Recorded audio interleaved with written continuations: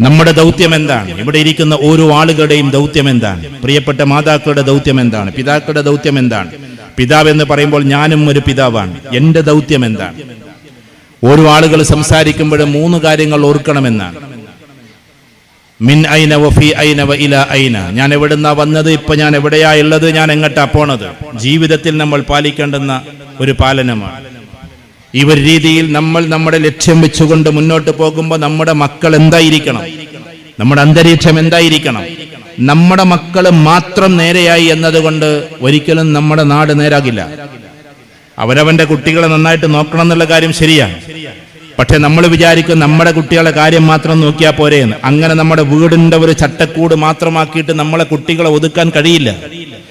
കുട്ടികൾ എന്നിങ്ങനെ പുറത്ത് കാര്യങ്ങൾ അറിയാൻ വെമ്പൽ കൊള്ളുന്ന ഒരു കാലഘട്ടത്തിലാണ്. ഒരു വലിയ ഉസ്താദുമാരെ കണ്ട് ഞാൻ കുട്ടികൾക്ക് മനസ്സിലാക്കാൻ വേണ്ടിയിട്ട് പറയാം. പഴയ കാലത്ത്, ഞങ്ങളുടെയൊക്കെ കുട്ടിക്കാലത്ത് ഫുട്ബോൾ താരങ്ങൾ എത്ര ഗോളടിച്ചു എന്നൊക്കെ കോളേജിൽ പഠിക്കുന്ന സമയത്തൊക്കെ നമ്മൾ നോക്കാറുണ്ട്. എത്ര ഗോളടിച്ചു എന്നേ നമ്മൾ നോക്കാറുള്ളൂ. പക്ഷെ ഇന്നത്തെ കുട്ടികളോട് ചോദിച്ചാൽ മെസ്സിക്ക് എത്ര വീടുണ്ട് എന്ന് ചോദിച്ചാൽ അവർക്കറിയാം. മെസ്സി ഏതൊക്കെ കാറാ ഉപയോഗിക്കണമെന്ന് ചോദിച്ചാൽ കുട്ടികൾക്കറിയാം. അത്രമാത്രം അറിയാൻ ത്വരയുള്ള മക്കളാണ് ഇരിക്കുന്നവരൊക്കെയും. അതുകൊണ്ട് തന്നെ ഈ കുട്ടികൾക്ക് പ്രത്യേകിച്ച് പെട്ടെന്ന് ബന്ധങ്ങൾ ഉണ്ടാവുക എന്നത് അവരെ സംബന്ധിച്ചിടത്തോളം നിർബന്ധമാണ്. നമ്മളൊക്കെ എന്ന് പറഞ്ഞാൽ പണ്ടത്തെ വയസ്സന്മാരെ നിങ്ങൾ എടുത്തു നോക്ക്. അക്യുമുലേഷൻ എന്ന് പറയുന്ന ഒരു സാധനമുണ്ട്. അക്യുമുലേഷൻ എന്ന് പറഞ്ഞിട്ടുണ്ടെങ്കിൽ ഒന്നിന്റെ മേൽ ഒന്നായി വന്ന് ആ വ്യക്തിത്വം അങ്ങനെയായി തീരലാണ്. ഉദാഹരണത്തിന്, ഇവിടെ ഒരു പ്രായം ചെന്ന ഒരാള് ചെറുപ്പത്തിലധികം ആളുകളോട് സംസാരിച്ച് ശീലമില്ല, തോട്ടത്തിൽ പണിയെടുത്ത് വാപ്പ പറഞ്ഞതും കേട്ട് അങ്ങനെ നടന്ന ഒരാൾ ഇപ്പൊ 80 വയസ്സായിട്ടുണ്ടെങ്കിൽ അയാൾ ഇപ്പോഴും ആരോടും കാര്യമായിട്ടൊന്നും ഉണ്ടെന്നില്ല. ആ പോക്ക് അങ്ങനെ പോകുന്നുണ്ടാവും. അതിന് ചിലപ്പോൾ ഇൻഫീരിയോറിറ്റി കോംപ്ലക്സ് എന്നൊക്കെ പേര് കൊടുക്കാറുണ്ട്. പക്ഷെ നമ്മെ സംബന്ധിച്ചിടത്തോളം ഇന്നത്തെ കുട്ടികൾക്ക് സോഷ്യൽ റാപ്പ് കൂടുതലാണ്. കോളേജിൽ പോകുമ്പോൾ, സ്കൂളിൽ പോകുമ്പോൾ, കളിക്കാൻ വേണ്ടി പോകുമ്പോൾ ഒരുപാട് ആളുകളായിട്ട് ബന്ധമാണ്. ആ ബന്ധം അവർ ഡയറക്റ്റ് ആയിട്ട് നടത്തുന്നതിനേക്കാൾ കൂടുതൽ ഇൻഡയറക്റ്റ് ആയിട്ട് നടക്കുന്ന ഒരു കാലമാണ്. എന്താ ഇൻഡയറക്റ്റ് ആയിട്ട് നടത്തുക എന്ന് പറഞ്ഞാൽ, അഥവാ മൊബൈലിലൂടെയാണ് കൂടുതൽ ബന്ധങ്ങളും നടപ്പിലാക്കിക്കൊണ്ടിരിക്കുന്നത്. ഇവിടെ ചെറിയ മക്കളുണ്ടായതുകൊണ്ട് അത്ര വിശദീകരിച്ച് പറയുന്നില്ല എങ്കിൽ പോലും ഒരു സൂചന ഞാൻ നിങ്ങൾക്ക് തരികയാണ്. നമ്മളൊക്കെ പറയുന്ന മയക്കുമരുന്ന് പോലുള്ള സാധനങ്ങളൊക്കെ നമ്മൾ വിചാരിച്ചത് കുട്ടിയത് തേടി പോകണം, എന്നിട്ടത് പോയി വാങ്ങണം, എന്നിട്ട് ഒളിച്ചു പോയിട്ട് അത് ഉപയോഗിക്കണം എന്നാണ്. അവിടെ നിന്നൊക്കെ നാട് വിട്ടു. ഇപ്പോഴത്തെ അവസ്ഥ എന്താണെന്ന് വെച്ചാൽ, ഞാൻ നാളൊരു കുട്ടിയോട് സംസാരിച്ചപ്പോ ആ കുട്ടി പറഞ്ഞത്, സാർ മൊബൈലിൽ ഇന്ന ഓപ്ഷനിലേക്ക് കയറിയാൽ ഈ സാധനം വരും, ആ സാധനം വന്ന് നമ്മുടെ നാട്ടിലെത്തും. അപ്പൊ ഉമ്മാന്റെ മൊബൈൽ എടുത്തിട്ട് ഞാൻ അവർക്ക് മെസ്സേജ് അയക്കും, എന്നിട്ട് ആ മെസ്സേജിൽ പൈസയും അയക്കും. കാരണം ഉമ്മാരുടെ എല്ലാ എന്താ പറയാ, ഈ ഗൂഗിൾ പേ, ജിപേ എന്ന് പറയുന്ന സാധനം, ഈ ഗൂഗിൾ പേ ഇപ്പൊ ഷോർട്ടാക്കിയിട്ട് ജിപേ എന്നാണല്ലോ പറയാം. ജിപേയിലൂടെ അയച്ചു കഴിഞ്ഞാൽ സാധനം വരും. വന്നിട്ട് അയാളെ നമ്മൾ കാണേണ്ട ആവശ്യമില്ല. കുട്ടി എന്നെ പഠിപ്പിക്കാം. വന്നിട്ട് നമ്മൾ അയാളെ കാണേണ്ട ആവശ്യമില്ല. ആരാത് കൊടുന്നൊന്നും അറിയേണ്ട ആവശ്യമില്ല. നമ്മൾ മൊബൈൽ നോക്കുന്ന സമയത്ത് ഗൂഗിൾ മാപ്പ് ഉണ്ടാവും. ആ ഗൂഗിൾ മാപ്പ് ഓണാക്കി കഴിഞ്ഞാൽ അങ്ങനെ പോയി ഇവിടെ ആണെങ്കിൽ തെക്കുംമുറി മഹലിലെ സ്കൂളിന്റെ ഇന്ന പടിഞ്ഞാറെ മൂലയിൽ ഇന്ന സ്ഥലത്തുണ്ടെന്ന് ഗൂഗിൾ മാപ്പ് നമുക്ക് കൊണ്ടേ കാണിച്ചു തരും. അവിടെ ഈ പറഞ്ഞ MDMAയും LSD ഒക്കെ ഇരിക്കുന്നുണ്ട്. നമ്മളത് എടുത്തിട്ട് പോന്നാൽ മതി എന്നാണ്. വ്യക്തികളെ പോലും കാണുന്നില്ല. ഈ ഒരവസ്ഥയിലേക്ക് ഇത് ഭീകരമായി വീതിച്ചിരിക്കുന്നു. എല്ലാ സ്ഥലത്തും അവൈലബിളായ അവസ്ഥയാണ്. നമ്മൾ പ്രായം ചെന്ന ആൾക്കാർ, ഞങ്ങൾ രണ്ടിനും നടുവിലാണ് നിൽക്കുന്നത്. നമുക്ക് പ്രായം അധികമായിട്ടില്ല എന്ന കുട്ടിത്തത്തിൽ നിന്ന് വിട്ടും ചെയ്തു. പക്ഷെ പ്രായം ചെന്ന ആൾക്കാരാകട്ടെ, അവർ വിചാരിക്കുന്ന അതിനൊക്കെ കുറെ പണിയില്ല എന്നുള്ളതാണ്. പണ്ടൊരു വീഡിയോ കിട്ടണമെങ്കിൽ വരെ കുറെ പണിയുണ്ട്. പണ്ടൊരു വേറെ എന്തെങ്കിലും സാധനം, ഒരു കഞ്ചാവോ എന്തെങ്കിലുമൊക്കെ കിട്ടണമെന്നുണ്ടെങ്കിൽ ഒരുപാട് പണി ഉണ്ടാവാം. പക്ഷെ ഇന്ന് അതൊന്നുമില്ല. ഇന്ന് വളരെ എളുപ്പമാണ്. ഈ ഒരു സമയത്ത് നമ്മൾ ആലോചിച്ചിട്ടുണ്ടോ, നമ്മുടെ തെക്കുംമുറിയുടെ പ്രദേശത്ത് എവിടെയെങ്കിലും ഇത് നടന്നാൽ എന്റെ കുട്ടി അതിൽ പെടൂലെന്ന് നമ്മൾ വിചാരിച്ചിട്ടുണ്ടോ? പെടും. എത്ര സാത്വികനായ കുട്ടിയും അതിൽ പെടും. കാരണം സാത്വികരായ മക്കൾക്ക് വിളവത്തരം അറിയില്ല. നാളൊരു പ്രശ്നത്തിൽ പരിഹാരം കണ്ടുകൊണ്ടിരിക്കുകയാണ്.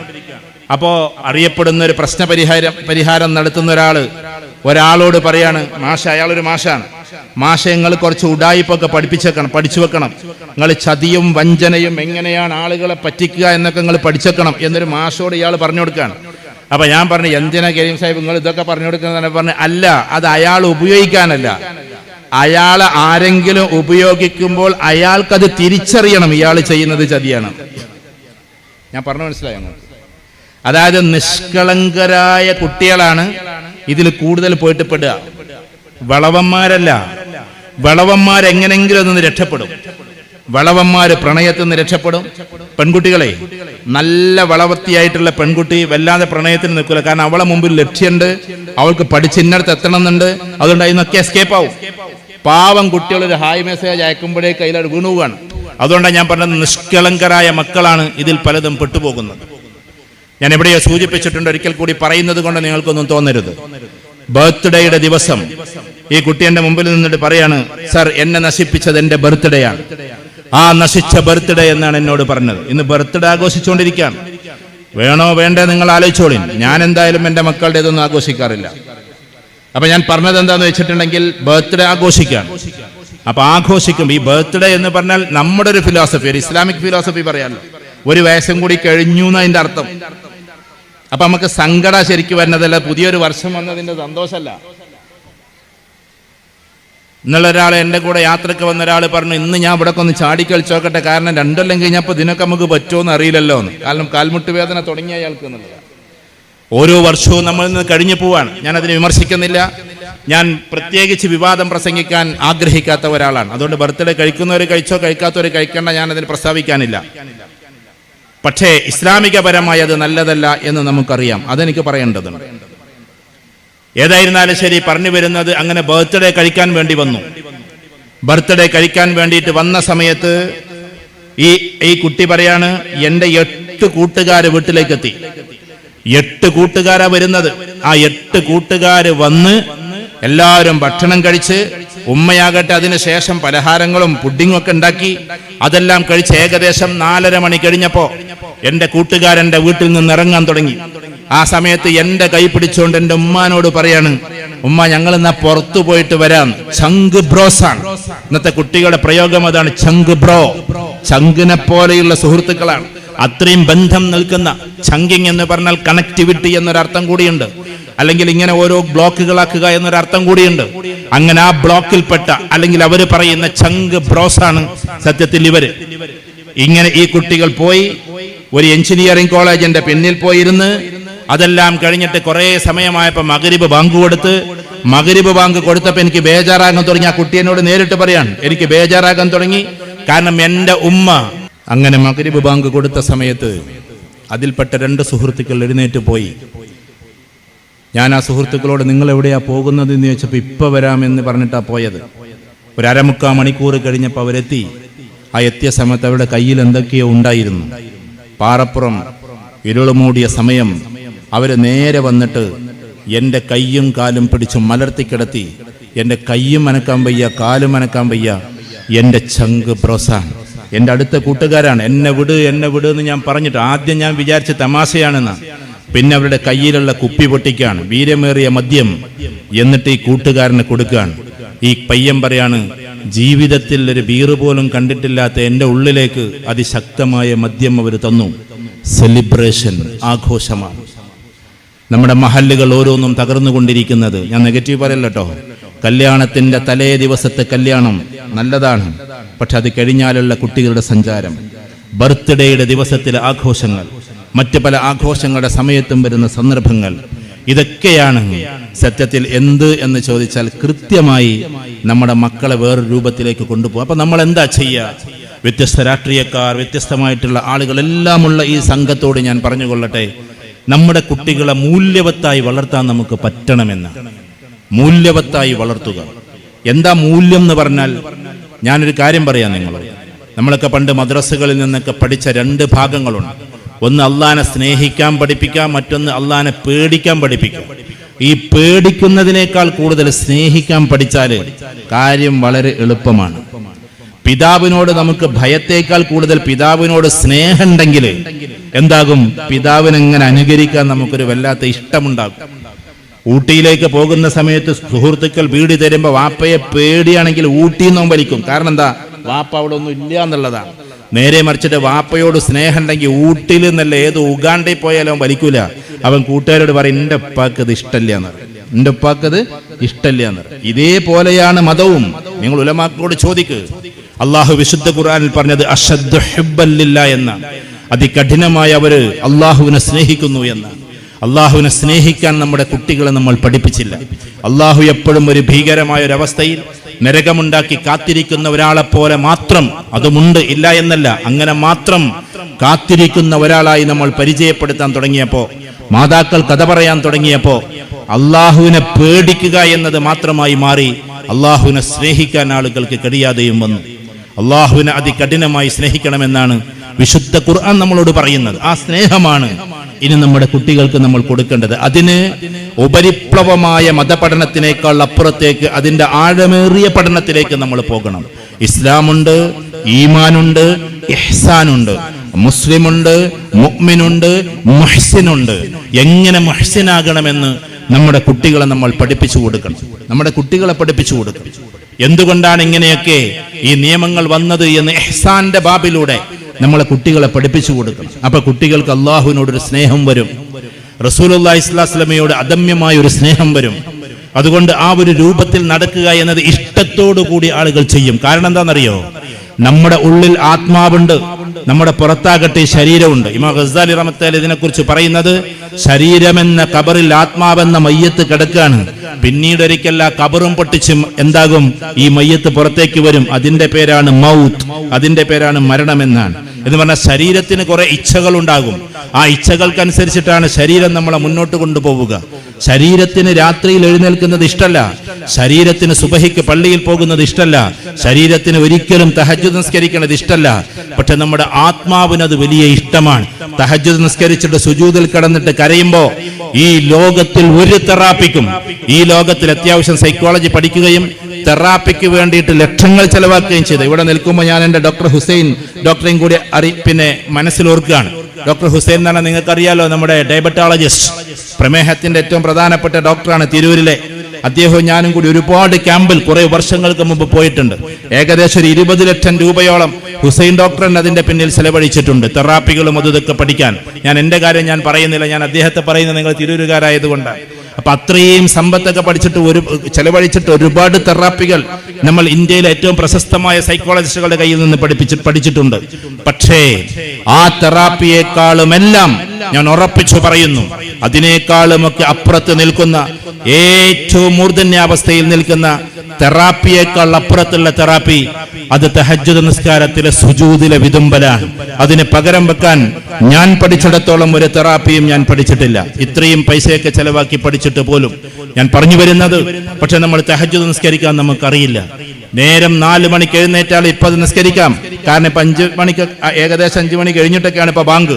ആ ഒരു സമയത്ത് നമുക്ക് അതിനാകാം. ഇനി അതിന് സാധിക്കുന്നില്ല എങ്കിൽ നമ്മൾ ഓർത്തു നോക്കിയിട്ടുണ്ടോ? ഈ കുട്ടികൾക്ക് നമ്മൾ പഠിപ്പിച്ചു കൊടുത്തിട്ടുണ്ടോ എങ്ങനെയാണ് ശുക്ർ ചെയ്യുക എന്ന്? ഇപ്പതാ ഇവിടെ ഇരിക്കുന്ന കുട്ടികൾക്ക് കിഡ്നിയുടെ അസുഖം ഉണ്ടാകില്ല. കിഡ്നിയുടെ അസുഖമില്ലാത്തത് കൊണ്ട് എപ്പോഴെങ്കിലും ഇവിടെ ഇരിക്കുന്ന നമ്മൾ, ഞാൻ അടക്കമുള്ള ആളുകൾ എപ്പോഴെങ്കിലും ഒരു സുജൂദിൽ കിടന്നുകൊണ്ട്, ഫർദായ നിസ്കാരത്തിലല്ല ഞാൻ പറഞ്ഞത്, ശുക്റിന്റെ സുജൂദ് എന്ന് പറഞ്ഞ സുജൂദ് തന്നെ ഉണ്ട്. അതെങ്ങനെയാ ചെയ്യേണ്ടതെന്ന് നിങ്ങൾ ഉലമാക്കളോട് ചോദിച്ചു നോക്കും. ഇവിടെ വിശദീകരിച്ച് പറയാൻ അതിന്റെ ക്ലാസ് അല്ല ഇവിടെ നടക്കുന്നത്. ഞാൻ പറഞ്ഞു വരുന്നത്, സുജൂദിൽ കിടന്നുകൊണ്ട് എപ്പോഴെങ്കിലും നമ്മൾ പറഞ്ഞിട്ടുണ്ടോ മനസ്സുകൊണ്ടെങ്കിലും, 47 വയസ്സുവരേക്കും കിഡ്നിക്ക് യാതൊരു പ്രയാസവും തരാത്ത തമ്പുരാനെ, നിനക്കാണ് സർവസ്തുതിയുമെന്ന്. അതിന്റെ പേരാണ് ശുക്ർ. ഇവിടെ 60, 50, 70 വയസ്സായ ആൾക്കാരിയ്ക്കുന്നു. ഒരു ദിവസമെങ്കിലും അവർ അള്ളാഹുവിന്റെ മുമ്പിൽ കിഡ്നിയുടെ ശുക്ർ ചെയ്തിട്ടുണ്ടോ? കണ്ണിന്റെ ശുക്ർ ചെയ്തിട്ടുണ്ടോ? 65 വയസ്സായിട്ടും കണ്ണട വെക്കാതെ നടന്നിട്ട് അത്യാവശ്യം അക്ഷരങ്ങൾ വായിക്കാൻ പറ്റുമെങ്കിൽ നമ്മുടെ കണ്ണ് ചെറുപ്പമാണ് എന്ന് അള്ളാഹു അങ്ങനെ തന്നെ നിലനിർത്തിയിരിക്കാം. അതിന് ശുക്ർ നമ്മൾ ചെയ്യുന്നുണ്ടോ? കൊറോണയുടെ കാലഘട്ടത്തിൽ നമ്മളെല്ലാം വീട്ടിലിരുന്നു. ചെറിയ കുട്ടികൾ വരെ നമ്മുടെ വീട്ടിലേക്ക് ഇങ്ങോട്ട് കയറി വരുന്നതിന് നമ്മൾ തടഞ്ഞു നിർത്തി. കാരണം ആ കുട്ടിയിൽ നിന്നും കൊറോണ നമ്മളിലേക്ക് വരരുത് എന്നായിരുന്നു നമ്മുടെ വലിയ ലക്ഷ്യം. പക്ഷേ എന്നിട്ടും കൊറോണയെല്ലാം കഴിഞ്ഞ് ഭീതിതമായ അവസ്ഥയെല്ലാം പോയിട്ട് എന്നെങ്കിലും ഒരു ദിവസം സുജൂദിൽ കിടന്ന് നമ്മൾ പറഞ്ഞിട്ടുണ്ടോ, കൊറോണ വന്നിട്ട് ധാരാളം ആളുകൾ മരണപ്പെട്ടു അല്ലാഹുവേ, ഒരുപാട് ആളുകളുടെ മയ്യത്തിന് വേണ്ട രീതിയിൽ പോലും സംസ്കരിക്കാൻ പറ്റിയില്ല അല്ലാഹുവേ, ചില ആളുകളുടെ മയ്യത്ത് പോലും നിസ്കരിക്കാതെ ഖബറടക്കേണ്ടി വന്നു അടച്ചോനെ. പക്ഷെ അതിൽ എന്നെയോ എന്റെ ഉമ്മയെയോ ഉപ്പയെയോ എന്റെ ഭാര്യയെയോ എന്റെ മക്കളെയോ എന്റെ കുടുംബക്കാരെയോ എന്റെ അയൽവാസികളെയോ പെടുത്താത്ത തമ്പുരാനെ, നിനക്കാണ് സർവസ്തുതിയുമെന്ന് സുജൂദിൽ കിടന്നിട്ട് എപ്പോഴെങ്കിലും നമ്മൾ അള്ളാഹ്ക്ക് ശുക്ർ ചെയ്തിട്ടുണ്ടോ? അതിന്റെ പേരാണ് ഇസ്ലാം എന്ന് പറഞ്ഞാൽ ശുക്റാണ് എന്ന് പറയുന്നത്. അള്ളാഹുവിലേക്ക് കൂടുതൽ അടുക്കാൻ നമുക്ക് വല്ലാത്തൊരു അഭിവാഞ്ചയുണ്ടെങ്കിൽ, ആഗ്രഹമുണ്ടെങ്കിൽ ഏറ്റവും കൂടുതലായി നമ്മൾ ചെയ്യേണ്ടത് ശുക്റാണ്. തന്നതിന് ചെയ്യുന്ന ശുക്റിന്റെ പേരാണ് ശുക്ർ. നമ്മുടെ ആരോഗ്യം എന്ന് നിലനിൽക്കണോ, നമ്മൾ ആരോഗ്യത്തിന്റെ ശുക്ർ ചെയ്തുകൊണ്ടിരിക്കണം. നമ്മുടെ ബുദ്ധിശക്തിയുടെ ഓർമ്മകൾ എന്ന് നിലനിൽക്കണോ, എങ്കിൽ നമ്മൾ ബുദ്ധിയുടെ ശുക്ർ നമ്മൾ ചെയ്തുകൊണ്ടിരിക്കണം. അങ്ങനെ അങ്ങോട്ട് നോക്കിയാൽ ശുക്റിൽ നിന്ന് ഒഴിവാകാൻ പറ്റുന്ന സന്ദർഭം പോലും വളരെ കുറവായിരിക്കും. ഇങ്ങനെ കുട്ടികൾക്ക് ആഴമേറിയ പഠനങ്ങൾ, അതെന്താ നമ്മൾ ചെയ്യുക? മദ്രസയിൽ 7ാം ക്ലാസ് കഴിഞ്ഞാൽ അല്ലെങ്കിൽ 5ാം ക്ലാസ് കഴിഞ്ഞാൽ അഷ്ഹദത്തു സഫുൽ ഖാമിസ് എന്നൊരു സർട്ടിഫിക്കറ്റ് കിട്ടും. അത് കഴിഞ്ഞാൽ കുട്ടികൾ പോരുകയാണ്. 10ാം വയസ്സിൽ മഹാപണ്ഡിതനായിട്ട് വരികയാണ്. ഇവിടെ ഹുദവി സാഹിബ് ഇരിക്കുന്ന, ഡോക്ടറേറ്റ് എടുത്തിട്ട് ഇസ്മായിൽ ഹുദവി സാഹിബ്, അദ്ദേഹം PhD കഴിഞ്ഞിട്ടാണ് ഇരിക്കുന്നത്. ഞാൻ പറഞ്ഞു വരുന്നത്, നമ്മളാകട്ടെ 5ാം ക്ലാസ്സിൽ നിന്ന് അവസാനിപ്പിക്കാൻ. 5ാം ക്ലാസ്സിൽ നിന്ന് അവസാനിപ്പിച്ചിട്ട് നമുക്ക് പിന്നെങ്ങനെ മുന്നോട്ട് പോകേണ്ടതെന്ന് അറിഞ്ഞുകൂടാ. ഈ ഒരവസ്ഥയിൽ നമ്മുടെ കുട്ടികളെ മാറ്റിമറിച്ചാൽ എന്തായിരിക്കും അവസ്ഥ? ഞാൻ കണ്ടിട്ടുണ്ട് ഒരുപാട് മഹല്ലുകൾ പുറം രാജ്യങ്ങളിൽ. നമ്മൾ വിചാരിക്കും ഇവിടെയൊക്കെ തന്നെ ഈ സിസ്റ്റങ്ങളുള്ളൂ എന്നാണ്. അവർ മഹല്ല് എന്നൊന്നുമല്ല പറയാ, യൂണിറ്റ് എന്നോ സോണെന്നൊക്കെ ആയിരിക്കും പറയാ. ആ സോണിലൊക്കെ ഇപ്പോൾ ബാംഗ്ലൂരിൽ ഞാനൊരു സോണിൽ പോയി. ബാംഗ്ലൂർ ഞാൻ ഇവിടുത്തെ മുതിർന്നവരോട് പറയാണ്, കുടുംബമാണ് ചർച്ച, ഞാൻ അതിലേക്ക് കടക്കുന്നു. എന്ന് വെച്ചാൽ ആദ്യത്തെ കാര്യം പറയാം, കുടുംബത്തിൽ ആദ്യം നടപ്പിലാക്കേണ്ടത് ഈമാനികമായ ഒരു ജീവിതമാണ്. ബാംഗ്ലൂരിലെ പരിപാടിക്ക് പോയപ്പോ നമ്മുടെ സൽമാൻ ഹുസൈൻ നദ്വി സാഹിബിന്റെ ജ്യേഷ്ഠന്റെ മകൻ, അദ്ദേഹം ഗസ്റ്റായിട്ട് വന്നിട്ടുണ്ട്. എന്തിനാ വന്നതെന്നറിയോ? അവിടെ ഡോക്ടർ അൻസാരി അടക്കം ബാംഗ്ലൂരിലെ പ്രശസ്തരായ ഡോക്ടേഴ്സ്, പ്രശസ്തരായ എഞ്ചിനീയേഴ്സ്, പ്രശസ്തരായിട്ടുള്ള ബിസിനസ്സുകാർ, അവർ 5 വർഷത്തെ കോഴ്സ് ചെയ്യാൻ, 5 വർഷത്തെ കോഴ്സ് ദീനിൽ, അതും ഖാമിസ എന്ന് പറയുന്ന നദ്വയുടെ കോഴ്സ്, എന്നിട്ട് അവർക്ക് നദ്വി പട്ടം കിട്ടുകയാണ്. അതിന്റെ പരിപാടിയാണ് നടക്കുന്നത്. അവർ ഡോക്ടേഴ്സ് ആണ്, എഞ്ചിനീയേഴ്സ് ആണ്, മറ്റ് പ്രൊഫഷണൽസ് ആണ്, ബിസിനസ്സുകാരാണ്. അവരവരുടെ ജോലിയിൽ നിന്നും ഒഴിവായി 5 വർഷം ഖുർആനും ഹദീസും ഇതൊക്കെ പഠിക്കാൻ വേണ്ടിയിട്ട് മെനക്കെട്ട് അതിന്റെ സർട്ടിഫിക്കേഷന്റെ ദിവസത്തിൽ ആ പരിപാടിയിലേക്ക് നമ്മളെ വിളിക്കുന്നത്. ഞാൻ പറഞ്ഞു വരുന്നത്, മുതിർന്നു പോയാലും ഖുർആനും ഹദീസും പഠിക്കാതിരിക്കരുത് എന്ന്. നമ്മൾ വിചാരിച്ചത് മദ്രസയോടുകൂടി അത് അവസാനിച്ചു പോയി എന്നാണ്. നമ്മുടെ കുട്ടികൾക്ക് തുടർച്ചയായി ഇങ്ങനത്തെ ക്ലാസ്സുകൾ ഉണ്ടാകുമ്പോ, അത്തരം ക്ലാസ്സുകൾ ഉണ്ടാകുമ്പോ, അങ്ങനത്തെ കുറെ സംഘടനകളുണ്ട്. സംഘടന പേരൊന്നും ഞാൻ പറഞ്ഞില്ല. അവർക്ക് പെൺകുട്ടികൾക്ക് ക്ലാസ് ഉണ്ട്, പ്രൊഫഷണൽസിന് ക്ലാസ് ഉണ്ട്, മറ്റവർക്ക് ക്ലാസ് ഉണ്ട്, ഇവർക്ക് ക്ലാസ് ഉണ്ട്, അവർക്ക് ക്ലാസ് ഉണ്ട്. എന്നും ക്ലാസ്സുകളും കാര്യങ്ങളായതുകൊണ്ട് ഈ കുട്ടികളൊന്നും അതിലേക്ക് വല്ലാണ്ട് പോകുന്നില്ല. നമ്മൾ ഈ മദ്രസയും കഴിഞ്ഞിട്ട് മാത്രം ഇരിക്കുന്ന കുട്ടികൾ പിന്നീട് ഓവുപാലത്തിൽ ചെന്നിരിക്കുമ്പോൾ, ഞാൻ നിങ്ങളുടെ കഥയല്ല പറയുന്നത്, ഓവുപാലത്തിൽ ചെന്നിരിക്കുമ്പോൾ അപ്പുറത്തുനിന്ന് ശുക്കൂർ വിളിക്കാൻ, അല്ലെങ്കിൽ വേറുള്ളവർ വിളിക്കാൻ, ഇങ്ങോട്ട് വാടാന്നും പറഞ്ഞിട്ട് അപ്പോഴേക്കും മദ്രസയിൽ നിന്ന് പഠിച്ചതെല്ലാം നമ്മുടെ മനസ്സിൽ നിന്ന് ഒലിച്ചിറങ്ങിപ്പോയിട്ടുണ്ടാകും. പിന്നെ നമുക്ക് വേറൊരു ലോകത്തിലേക്കുള്ള പ്രവേശനമാണ്. എന്റെ പ്രിയപ്പെട്ട ആളുകളോട്, ദീനീപരമായി പഠിക്കാനും ദീനീപരമായി ഉയരാനുമാണ് കുടുംബ സംഗമത്തിൽ ആദ്യം നമ്മൾ പഠിക്കേണ്ടത്. അതിന് നിങ്ങൾ നല്ല ഉലമാക്കളെ കണ്ടെത്ത്. സംഘടന നിങ്ങൾ ഏതുമായിക്കോ, ഞാൻ അങ്ങോട്ടാകണം ഇങ്ങോട്ടാകണം എന്ന് പറയുന്നില്ല, നിങ്ങൾ ഏതുമായിക്കോ, പക്ഷേ നല്ല തഖ്വയുള്ള ഉലമാക്കളെ നമ്മൾ കണ്ടെത്തു. എന്നിട്ട് എന്റെ റസൂൽ എന്നോട് എന്താ പറഞ്ഞത് സല്ലല്ലാഹു അലൈഹി വസല്ലം, എന്റെ അള്ളാഹു എന്നോട് എന്താ പറഞ്ഞത്, നമ്മൾ പഠിക്കണം, കൃത്യമായി നമ്മൾ പഠിക്കണം. ഞാനിവിടെ ആരെയും ചോദ്യം ചെയ്യാൻ വേണ്ടി വന്നതല്ല. സൂറത്തുൽ ഫാത്തിഹയുടെ അർത്ഥം പോലും അറിയാതെയായിരിക്കും നമ്മളിൽ പല ആൾക്കാരും ഇവിടെ ഇരിക്കുന്നത്. അൽഹംദുലില്ലാഹി റബ്ബിൽ ആലമീൻ, സകല ലോകങ്ങളുടെയും സംരക്ഷകനായ അല്ലാഹുവിനാകുന്നു സർവസ്തുതിയും എന്ന് പറയുമ്പോൾ റബ്ബ് എന്ന് പറഞ്ഞാൽ ആരാണ്? ഒന്ന് ആലോചിച്ച് നോക്കിയിട്ടുണ്ടോ നമ്മൾ? ഉദാഹരണത്തിന് അവിടെ നിന്നൊരു പൂഴി ഇങ്ങോട്ട് കയറി, മാറ്റില പൂഴി ഉണ്ടാകും. ഈ പൂഴി എന്റെ കാലിൽ തട്ടി അത് അങ്ങോട്ട് വന്ന്, പിന്നൊരു മഴ വന്ന് നീരാവിയായി മേഘപടലത്തിലേക്ക് പടർന്നിറങ്ങി, അത് മഴയായി പെയ്തിറങ്ങി, ആയിരക്കണക്കിന് കൊല്ലങ്ങൾക്ക് ശേഷം ധൂളിയായി അതില്ലാതെയായി വരുന്നത് വരെ 1000 വർഷങ്ങൾക്ക് മുമ്പ് ആ പ്രവാചകന്മാരുടെ ലോകമുണ്ട്, അതിൽ ഔലിയാക്കളുടെ ലോകമുണ്ട്, അതിൽ ക്രീച്ചസിന്റെ ഇഴജന്തുക്കളുടെ ലോകമുണ്ട്, അതിൽ പൂടികളുടെ ലോകമുണ്ട്, അതിൽ മലകളുടെ ലോകമുണ്ട്, ദുഃഖത്തിന്റെ ലോകമുണ്ട്, സന്തോഷത്തിന്റെ ലോകമുണ്ട്, മാലാഖമാരുടെ ലോകമുണ്ട്, ജിന്നുകളുടെ ലോകമുണ്ട്, പറവകളുടെ ലോകമുണ്ട്, മീനുകളുടെ ലോകമുണ്ട്, കടലിന്റെ ലോകമുണ്ട്, കരയുടെ ലോകമുണ്ട്, അന്തരീക്ഷത്തിന്റെ ലോകമുണ്ട്, അന്തരീക്ഷത്തിന്റെ അഭൗമമായ ലോകത്തിന്റെ ലോകമുണ്ട്. ഈ സകല ലോകങ്ങളെയും പരിപാലിക്കുന്ന അല്ലാഹുവേ, നിനക്കാണ് സർവസ്തുതിയും എന്നാണ് അൽഹംദുലില്ലാഹി റബ്ബിൽ ആലമീൻ എന്ന് പറയുന്നത്. ഇത്രയൊന്നും പറഞ്ഞാൽ പോരാ, അതിനെ വീണ്ടും വിശദീകരിച്ച് പറയാനുണ്ട്. ഇപ്പൊ അതിന്റെ ഒരു സന്ദർഭമല്ല. ഞാൻ പറഞ്ഞു വരുന്നത്, അങ്ങനെ ദീനീപരമായ ഒരു ഐക്യത്തിലേക്ക് കൊണ്ടുപോകുന്നത് പോലെ ഒരു വിജ്ഞാനത്തിലേക്കും അതിന്റെ ലോകത്തിലേക്കും കൊണ്ടുപോകാൻ നമുക്ക് പറ്റണം.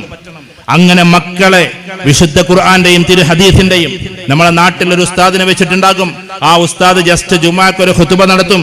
അത് കഴിഞ്ഞാൽ പിന്നെ എല്ലാ ഇമാമത്തും നിർത്താൻ ഒരു അസിസ്റ്റന്റ് ഇമാം ഉണ്ടാവും. അതോടുകൂടി ദൗത്യം കഴിഞ്ഞു എന്ന് നമ്മൾ വിചാരിക്കുകയാണ്. എന്നാൽ എപ്പോഴെങ്കിലും നമ്മൾ ഇവിടെ നടക്കണ്ടോന്ന് എനിക്ക് അറിഞ്ഞുകൂടാ, മാസത്തിൽ ഒരിക്കലെങ്കിലും വിശുദ്ധ ഖുർആന്റെ തഫ്സീറിന്റെ ക്ലാസ് എനിക്കറിയാവുന്ന കുറെ സ്ത്രീകളുണ്ട്.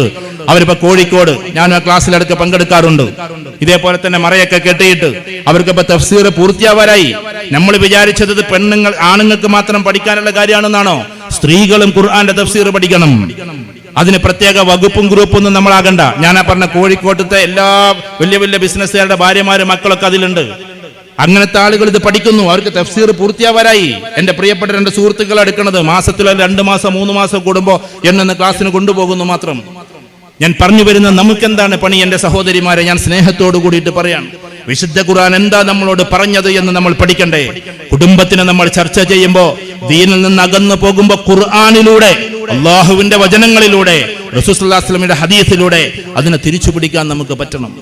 നമ്മുടെ മക്കളെ ഒരാളെയെങ്കിലും, പറ്റുമെങ്കിൽ ഒരാളെയെങ്കിലും, ഞാൻ ആവർത്തിച്ചു പറയുന്നു, വിശുദ്ധ ഖുർആൻ പഠിക്കുകയും അതിന് മനനം ചെയ്യുകയും ചെയ്യുന്ന ഒരു ദിവസം, ദാ നമ്മുടെ മയ്യത്ത് ഇങ്ങനെ കിടത്തുന്ന ഒരു ദിവസമുണ്ട്.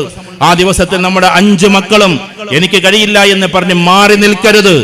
ഒരു മോനെങ്കിലും ആ മയ്യത്ത് കൃത്യമായി നിസ്കരിക്കുന്ന ഒരു ഹാഫിളോ ഒരു ആലിമോ ഉണ്ടായിരിക്കണം നമ്മുടെ മക്കളിൽ. അങ്ങനെ നമ്മൾ നിയ്യത്ത് വെച്ച് മുന്നോട്ട് പോകും. അങ്ങനെ നിയ്യത്ത് വെച്ച് മുന്നോട്ട് പോകും. അങ്ങനെ കുടുംബത്തിൽ നിന്ന് ദീനിന്റെ ഒരു ഉത്കടമായൊരു വല്ലാത്തൊരു ചിന്ത നമുക്കുണ്ടാകണം. അതിനെന്താ വേണ്ടത്? കുടുംബത്തിൽ നല്ലൊരു അന്തരീക്ഷം നിലനിൽക്കണ്ടേ? കുടുംബത്തിൽ അന്തരീക്ഷം. ഇപ്പൊ ഞാൻ തെക്കുമുറിയിൽ അത് ഉണ്ടാവൂല കേട്ടോ. തെക്കുമുറിയിലുള്ള കാര്യമല്ല ഞാൻ പറയുന്നത്. പെൺകുട്ടികൾ കോളേജിൽ പോവുക അല്ലെങ്കിൽ സ്കൂളിൽ പോവുക, എന്നിട്ട് ഇങ്ങനെ സെൽഫി എടുക്കുക. സെൽഫി എടുത്തിട്ട് അത് എവിടെയെങ്കിലും പോസ്റ്റ്, എന്നിട്ട് ആകെ ഒരു 4 ആള് കാണാണ്ടാവും. എന്നിട്ട് പിന്നെ ഇവളിങ്ങനെ പോസ്റ്റ് ഇട്ടുകൊണ്ടേയിരിക്കും. എന്തിന്? ഫേമസ് ആകണം എന്നുണ്ടെങ്കിൽ പോസ്റ്റ് ഇടലല്ലോ നമ്മുടെ പണി. ഫേമസ് ആകണമെങ്കിൽ എന്തൊക്കെ കാര്യം? ഫേമസ് എന്ന് പറഞ്ഞ സാധനം, ഞങ്ങൾ ഒരിക്കൽ അബുൽ ഹസൻ നദവി സാഹിബിനെ ഇതേപോലെ തന്നെ അദ്ദേഹത്തിന്റെ സന്ദേശവുമായി ബന്ധപ്പെട്ടിട്ട് കണ്ടുമുട്ടുമ്പോ ആ സന്ദേശത്തിൽ പറയുന്ന കാര്യം എന്താണെന്നറിയോ? അള്ളാഹു നമ്മളെ പ്രഗത്ഭരാക്കട്ടെ, അധികം പ്രശസ്തരാക്കാതിരിക്കട്ടെ എന്നാണ്. പ്രശസ്തി പടച്ചോൻ തരേണ്ട ഒരു സാധനമാണ്, നമ്മളായിട്ട് ഇങ്ങനെ ഉണ്ടാക്കിയെടുക്കേണ്ട സാധനമല്ല. പ്രാഗൽഭ്യം എന്ന് പറഞ്ഞാൽ അള്ളാഹു തരേണ്ടതാണെങ്കിലും കുറച്ച് നമ്മളൊന്ന് മെനക്കെടേണ്ട ഒരു സാധനം കൂടി അതിലുണ്ട്. അത് അള്ളാഹു തന്നെയാണ് തരേണ്ടത്. അപ്പൊ നമ്മൾ വെറും ഫേമസ് ആകാൻ വേണ്ടി, നിങ്ങൾ പറയാൻ അനുവദിക്കുമെങ്കിൽ പറഞ്ഞോട്ടെ, ഞാൻ എൻ്റെ ഒരൊറ്റ വീഡിയോയും ഇതുപോലെ പോസ്റ്റ് ചെയ്തിട്ടില്ല. 1.5 മില്യണൊക്കെ കണ്ട വീഡിയോസ് ഉണ്ട് എന്നാണ് ഞാൻ നോക്കുമ്പോൾ കാണുന്നത്. കുട്ടികൾ എനിക്ക് അയച്ചു തരുമ്പോൾ ആ 1.5 മില്യൺ കണ്ട അത്യാവശ്യം വരുമാനമൊക്കെ ഉണ്ടാവും നമുക്കറിയാം. 1000 ഉറുപ്യ പോലും ഇന്നേ വരെ ഞാൻ യൂട്യൂബ് തൊട്ട് വാങ്ങിയിട്ടില്ല. അതുകൊണ്ടാണ് ഞാനിത് ഉറക്ക മൈക്കിലൂടെ പറഞ്ഞത്. അതൊന്നും വേണ്ടാന്നല്ല കേട്ടോ, യൂട്യൂബ് വേണ്ട മറ്റേ വേണ്ടെന്നൊന്നും ഞാൻ പ്രസ്താവിക്കണില്ല. പക്ഷെ കുട്ടികൾ എന്തൊക്കെയോ കാണിച്ചിട്ട്, ചിലര് നല്ലോണം അഫ്തട്ട ആൾക്കാർ അതൊന്ന് തിരിച്ചിട്ടിട്ട് ചെറുതായിട്ട് എവിടെയെങ്കിലുമൊക്കെ കാണിച്ചിട്ടൊക്കെ ഫോട്ടോ ഇടാണ് ഫേമസ് ആകാൻ വേണ്ടിയിട്ട് നമ്മുടെ കുട്ടികൾ. അതിലാണോ നമ്മൾ ഫേമസ് ആകേണ്ടത്? ഫേമസ് ആകുകയാണെങ്കിൽ നിങ്ങൾ ചെയ്യേണ്ടത്, കഴിഞ്ഞ കൊറോണയിൽ ഒരു പെൺകുട്ടി ഫേമസ് ആയി. നിങ്ങളൊക്കെ പത്രങ്ങളിൽ വായിച്ചിട്ടുണ്ടാവും. 300 കോഴ്സ് കൊറോണന്റെ സമയത്ത്, അതും ഓക്സ്ഫോർഡിന്റെ, കാംബ്രിഡ്ജിന്റെ, ടെക്സസിന്റെ, കാലിഫോർണിയ യൂണിവേഴ്സിറ്റിയുടെ, ലോകത്തിലെ പ്രശസ്തമായ യൂണിവേഴ്സിറ്റിയുടെ 7 ഡേയ്സ് 10 ഡേയ്സ് കോഴ്സസ് നടത്തിയിട്ട് ആ കോഴ്സുകൾ 300 എണ്ണം പാസ്സായ കുട്ടി നമ്മുടെ മലബാറിലുണ്ട്. അങ്ങനെ പ്രാഗൽഭ്യം തെളിയിക്കാൻ നമ്മൾ വേണ്ടത്. ഈ ഒരു രീതിയിൽ നമ്മളെ കുട്ടികൾ ഫേമസ് ആകാൻ വേണ്ടിയിട്ട് ചില ക്യാമ്പസുകളിലൊക്കെ പോയി പലതായി പ്രവർത്തിക്കുന്നു, പലതായി ചെയ്യുന്നു. ആൺകുട്ടികളാകട്ടെ വേറെ രീതിയിൽ, ഞാൻ പറഞ്ഞല്ലോ ഈ കൂട്ടത്തിലിരിക്കുന്നവരാരും ഉണ്ടാവൂല, ഉള്ളവരിവിടെ വന്നിരിക്കൂല. അവരാകട്ടെ വേറെ രീതിയിലൂടെ ഇങ്ങനെ മറ്റുള്ള രീതികൾ തേടിയിട്ട് പോകുന്നു. എന്നിട്ട് ആളുകളോട് ചോദിക്കാണ് ഇതിനൊക്കെ എന്താ തെളിവ്? ഞാൻ എന്തിനാ ബാപ്പാനെങ്ങനെ ആദരിക്കേണ്ടെന്ന കാര്യം, ഞാൻ എന്തിനാ ഉമ്മാനെ ആദരിക്കേണ്ട കാര്യം? ഞാൻ ചിലപ്പോഴൊക്കെ ഇങ്ങനെ ആലോചിച്ച് നോക്കാറുണ്ട്. പാവം ഉമ്മാരുടെ ഒരു അധോഗതി. എന്റെ സുഹൃത്തുക്കളെ, ഇവിടെ ഇരിക്കുന്ന ചെറുപ്പക്കാരോട്, വിദ്യാർത്ഥികളോട്, നമ്മളൊക്കെ കൂട്ടുകാരെ നമ്മളെ സ്നേഹിക്കാൻ തുടങ്ങിയത് എന്താണെന്നറിയോ? നമ്മുടെ കൂട്ടുകാർ നമ്മളെ സ്നേഹിക്കാൻ തുടങ്ങിയത് നമ്മൾ കുറച്ച് വലുതായപ്പോഴാണ്. 10 വയസ്സുള്ളപ്പോഴാണ് നമ്മളെ കൂട്ടുകാരായത്, അല്ലെങ്കിൽ 15-ാം വയസ്സിലെ കൂട്ടുകാരനായത്. ഒരു പക്ഷേ നമ്മുടെ നല്ല പെരുമാറ്റം കണ്ടിട്ടാകാം, അല്ലെങ്കിൽ നമ്മുടെ ഭംഗി കണ്ടിട്ടാകാം, അല്ലെങ്കിൽ നമ്മുടെ പ്രാഗൽഭ്യം കണ്ടിട്ടാകാം, അല്ലെങ്കിൽ നമ്മുടെ ശക്തി കണ്ടിട്ടാകാം, അല്ലെങ്കിൽ നമ്മുടെ പൈസ കണ്ടിട്ടാകാം. പല കാരണങ്ങളെ കൊണ്ട് ഇഷ്ടപ്പെടാറുണ്ട്. എന്നാൽ നമ്മുടെ ഉമ്മ നമ്മളെ ഇഷ്ടപ്പെട്ടത് എങ്ങനെയാണെന്നറിയോ? അമ്മന്റെ വയറ്റിൽ കിടക്കുമ്പോ, ഉമ്മാന്റെ വയറ്റിൽ കിടക്കുന്ന സമയത്ത് ആ കുട്ടിക്ക് കാലുണ്ടോന്നറിയില്ല, കൈയുണ്ടോന്നറിയില്ല, ഓട്ടിസം പിടിച്ച കുട്ടിയാണോന്നറിയില്ല, കറുത്തതാണോന്നറിയില്ല, വെളുത്തതാണോന്നറിയില്ല, മന്ദബുദ്ധിയാണോന്നറിയില്ല. പക്ഷെ വയറിങ്ങനെ തടവിയിട്ട് കുഞ്ഞിനെ കാത്തിരിക്കുകയും അതിനുവേണ്ടി എന്നും പ്രാർത്ഥിക്കുകയും ചെയ്ത പ്രിയപ്പെട്ട തള്ളയുടെ പേരാണ് നമ്മുടെ ഉമ്മ. നമ്മൾ ജനിക്കുന്നതിന് മാസങ്ങൾക്ക് മുമ്പേ നമ്മളെ സ്നേഹിച്ച പ്രിയപ്പെട്ട മാതാവ്. ആ മാതാവിനെയാണ് നമ്മൾ ഇന്ന് ഇങ്ങനെ തിരസ്കരിച്ചില്ലാതെയാക്കുന്നത്. ഇന്നും ഒരാളെ വിളിച്ചിട്ട് പറഞ്ഞു എന്റെ ഉമ്മ അങ്ങനെ പറയുന്നു, ഉമ്മ എങ്ങനെ പറയുന്നു, അയാൾക്ക് പേടി, അയാൾക്ക് കുറ്റം കിട്ടുക എന്നുള്ളതാണ്. അപ്പൊ ഞാൻ അതിന്റെ വകുപ്പുകളൊക്കെ പറഞ്ഞു കൊടുത്ത് എനിക്കറിയാവുന്നത്. പക്ഷെ ഉമ്മൻ എന്താ ചെയ്യാ? ഞാൻ പറഞ്ഞു, അറബിയിൽ ഒരു കവിതയുണ്ട്, ഒരു ഗാനം, ഉഹിബ്ബുകി അൻതി സൗജതി കൈഫമാ കുൻതി. ഞാൻ നിന്നെ സ്നേഹിക്കുന്നു ഭാര്യയെ. ഭാര്യനെ പറ്റിയിട്ടാ പറഞ്ഞത്. കൈഫമാ കുൻതി, നീ എങ്ങനെയാണുള്ളത് അതേമാതിരി ഞാൻ നിന്നെ സ്നേഹിക്കുന്നു.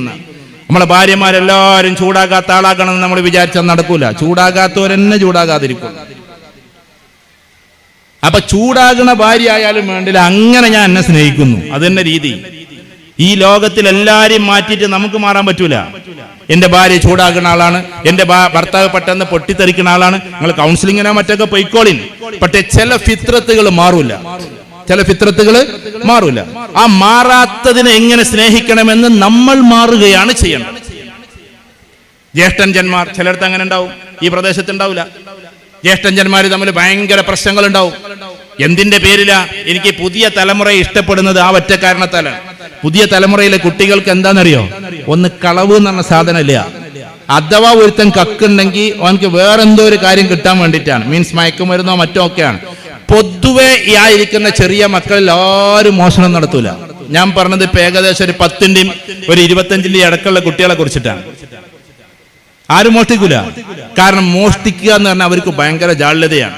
അതിന്റെ തെളിവാണ് നമ്മളൊക്കെ കുട്ടിക്കാലത്ത് നമ്മളെ കൂട്ടുകാര്, നമ്മളാരോ ചെയ്തിട്ടില്ലെങ്കിലും കൂട്ടുകാരൊക്കെ ആപ്പിള് വെറുതെ പുറത്തേക്കെങ്കിലും വലിച്ചെറിയും. ആപ്പിളിന്റെ ഒരു കൊട്ട കണ്ടാല് ഉപ്പും മഞ്ച വരെ പുറത്തിടാതെ ഔത്ത് കിട്ടിയ കടക്കാരൊക്കെ ഉണ്ടായിരുന്നു.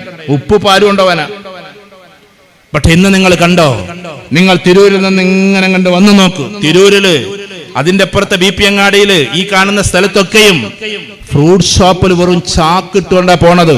കാരണം ഈ തലമുറക്കാരെ വിശ്വാസമാണ് പാപം കച്ചവടക്കാർക്ക്. ആ ചാക്കിന്റെ അടിയിൽ 350 രൂപ കിലോക്ക് വിലയുള്ള മാംഗോസ്റ്റിനുണ്ട്, 300 രൂപ വിലയുള്ള ആപ്പിൾ ഉണ്ട്. പക്ഷേ എല്ലാവരും മോഷ്ടിക്കില്ല. എന്റെ ഒരു വിദ്യാർത്ഥിനിയുണ്ട്, അവളിപ്പോ അലിഗഡിലെ PhD ചെയ്യാൻ. അവളുടെ ടോപ്പിക് ഇതാണ്. 2010 ശേഷം ജനിച്ച കുട്ടികളുടെ പ്രത്യേകതകളെ കുറിച്ചിട്ടാണ് അവൾ പഠിച്ചുകൊണ്ടിരിക്കുന്നത്. അതിൽപ്പെട്ട ഒന്നാണ് തെഫ്റ്റ് മെന്റാലിറ്റി കുറവാണ്. കക്കുക എന്ന് പറയുന്ന സാധനം കുറവാണ്. പിന്നെ ഇവിടെ കുറവെന്താണെന്നറിയോ? അത് നമ്മളൊന്ന് പഠിക്കണം. നമ്മൾ പഴയ കാലത്ത് ജ്യേഷ്ഠന്മാര് 1 സെന്റിന് വേണ്ടിയിട്ട് തർക്കിക്കും. ബാപ്പ തന്നതിൽ നിന്ന് അഴുകുത്തിയപ്പൊന്ന് വളഞ്ഞു പോയി എന്നൊക്കെ പറഞ്ഞിട്ട് നമ്മൾ തർക്കിക്കും. പക്ഷേ പുതിയ തലമുറയിലെ കുട്ടികൾ 1 സെന്റിന് വേണ്ടി തർക്കിക്കൂല. ഒരിക്കലും ഇനി ഇവര് കേസ് കൊടുക്കൂല. നിങ്ങൾ നോക്കിക്കോ.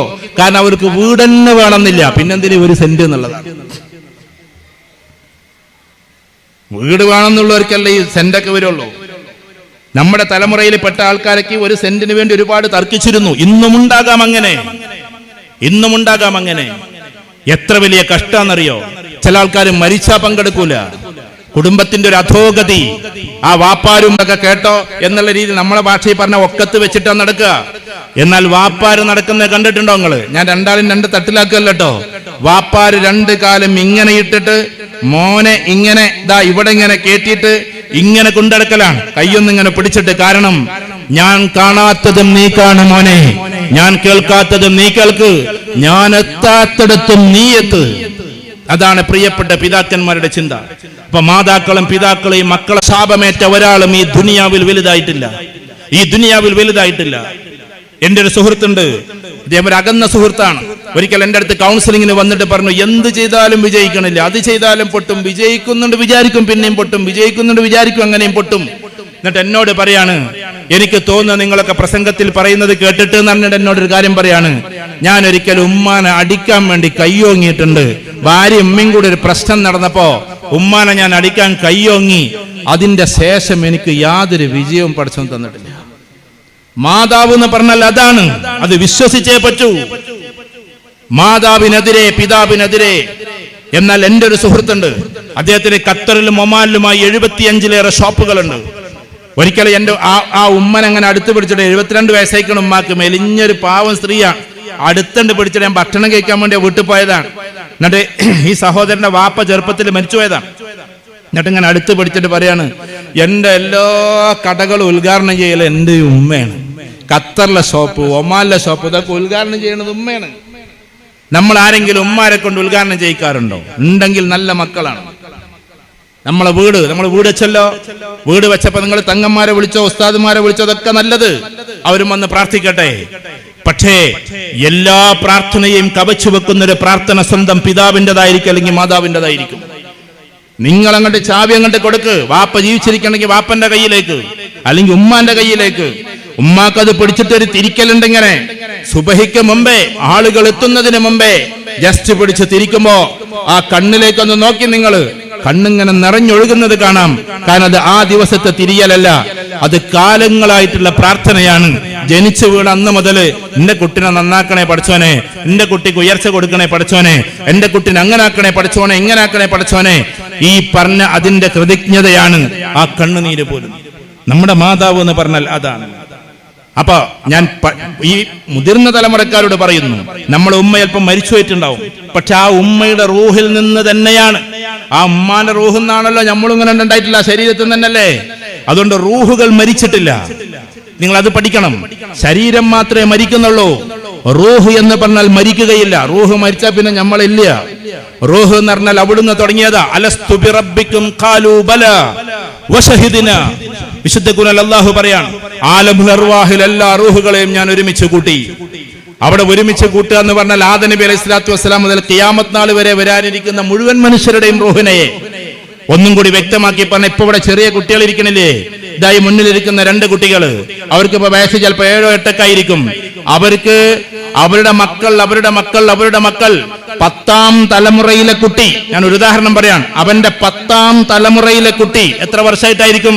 ചുരുങ്ങിയത് 50 60 വയസ്സം കഴിഞ്ഞിട്ട്, വർഷം കഴിഞ്ഞിട്ട് 10ാം തലമുറയിലെ കുട്ടി ഇന്ന് ആലമുൽ അർവാഹിൽ ജീവിച്ചിരിപ്പുണ്ട്. അലസ്തു ബിറബ്ബിക്കും ഖാലൂ ബലാ വശഹിദ്നാ. ഞാനല്ലയോ നിങ്ങളുടെ റബ്ബ് എന്ന് റൂഹുകളോട് ഞാൻ ചോദിച്ച സന്ദർഭം, ഖാലൂ, അവർ പറഞ്ഞു, ബലാ വശഹിദ്നാ, അതെ നീ തന്നെയാണെന്ന് പറഞ്ഞു, ഞങ്ങൾ അതിന് സാക്ഷി നിൽക്കുന്നു എന്ന് പറഞ്ഞു. അതിനുശേഷം പിന്നെ ആ റൂഹുകൾ എടുത്തിട്ട് മാതാവിന്റെ ഗർഭാശയത്തിലേക്ക് ഇട്ടു. അതിന് ആലമുൽ അർവാഹ് എന്ന് പറയും, ഇതിന് ആലമുൽ അർഹാം എന്ന് പറയും. റഹ്മിന്റെ ലോകം, മാതാവിന്റെ ഗർഭാശയം. ആ ഗർഭാശയത്തിൽ നിന്ന് പിന്നീട് ഈ ഭൂമിയിലേക്ക് വന്നു ആലമുൽ അസ്ബാബ്, കാര്യകാരണങ്ങളുടെ ലോകം. അതിന് ആലമുൽ ഇംതിഹാൻ, ആലമുദ് ദുനിയ പല പേരും പറയാറുണ്ട്. ആ ദുനിയാവിലേക്ക് വന്നു. ഈ ദുനിയാവിൽ കുറച്ചു കാലം ഉണ്ടാവും, ഇനി ഇവിടുന്ന് ഒരു പോക്ക് പോവും. ആ പോക്കാണ് ആലമുൽ ബർസഖ്. അത് കഴിഞ്ഞ പിന്നെ ആലമുൽ ആഖിറ. ഇങ്ങനെയുള്ള ലോകത്തിലേക്ക് ഈ റൂഹ് ഇങ്ങനെ കുതിച്ചുകൊണ്ടേയിരിക്കും. ഞാൻ ഒന്നും കൂടി പറഞ്ഞാൽ, നമ്മൾ വിചാരിക്കുന്നത് ഈ കണ്ണുകൊണ്ടാണ് കാണുന്നത് എന്നാണ്. ശാസ്ത്രം അങ്ങനെ പറയുന്നു, നമ്മൾ അതിനെ തിരസ്കരിക്കുന്നില്ല. അവരുടെ ന്യായീകരണങ്ങൾ ഉണ്ടാകാം. കണ്ണുകൊണ്ടാണ് കാണുന്നത്. പക്ഷേ ഈ കാറ്റങ്ങട്ട് പോയാൽ, റൂഹങ്ങട്ട് പോയാൽ, ഈ കണ്ണ് ഇവിടെ തന്നെയുണ്ട്, പിന്നെ നമുക്ക് കാണാൻ കഴിയില്ല. ഈ കാത് ഇവിടെ തന്നെയുണ്ട്, നമുക്ക് കേൾക്കാൻ കഴിയില്ല. ഈ കാൽ ഇവിടെ തന്നെയുണ്ട്, പിന്നീട് നമുക്ക് നടക്കാൻ കഴിയില്ല. ഈ കൈ ഇവിടെ തന്നെയുണ്ട്, ഒരാൾക്ക് നേരെയും ചൂണ്ടാൻ കഴിയില്ല. അവയവങ്ങളല്ല കാണുന്നത്, നമ്മുടെ ഉള്ളിലെ റൂഹാണ് കാണുന്നത്. ഈ ലൈറ്റ് അല്ല കത്തുന്നത്, ഇതിന്റെ ഉള്ളിലൂടെ വരുന്ന ബിജലി, കരണ്ടാണ് കത്തുന്നത്. നമ്മൾ തെറ്റിദ്ധരിച്ചു പോയിരിക്കുകയാണ് ബൾബാണ് കത്തുന്നത് എന്ന്. കരണ്ട് പോയാൽ ബൾബ് കത്തില്ല, കരണ്ട് പോയാൽ ഈ മൈക്ക് വർക്ക് ചെയ്യില്ല. ഇതിന്റെ എല്ലാ വയറുകളും ഇവിടെ തന്നെ ഉണ്ടാകും. ഇതേപോലെ എന്റെ സഹോദരന്മാരെ, നമ്മുടെ മാതാപിതാക്കളുടെ റൂഹിയായ ഒരു അവസ്ഥയുണ്ട്. ആ അവസ്ഥയിൽ നമ്മുടെ മരിച്ചുപോയ മാതാവ് പോലും വിതുമ്പുന്നുണ്ടാകും. ജ്യേഷ്ഠാനുജന്മാർ തമ്മിൽ ഈ വക്കാണം അടിക്കുന്നത് കണ്ടിട്ട് മാതാവിനെ ഓർത്തിട്ടെങ്കിലും തിരിച്ചു പിടിക്കാൻ നമുക്ക് പറ്റണം. വിട്ടുവീഴ്ച ചെയ്തു കൊടുക്കുക. നിങ്ങൾ അവർക്ക് പൊറുക്കലിനെ തേടിൻ, എല്ലാം നിങ്ങൾ വിട്ടുകൊടുക്കുന്നതാണ് വിശുദ്ധ ഖുർആനിൽ പറഞ്ഞിട്ടുള്ളത്. വിട്ടുകൊടുക്കുന്നവർക്ക് നഷ്ടങ്ങൾ ഒരിക്കലും വരാറില്ല, ഒരിക്കലും വരില്ല. അല്ലാഹു ഫുത്തിഹത് അബ്വാബുസ് സമാ, ആകാശത്തിന്റെ കവാടങ്ങൾ, അല്ലാഹു ഒരു കവാടമല്ല, കവാടങ്ങൾ മലക്ക് തുറന്നു കൊടുക്കും.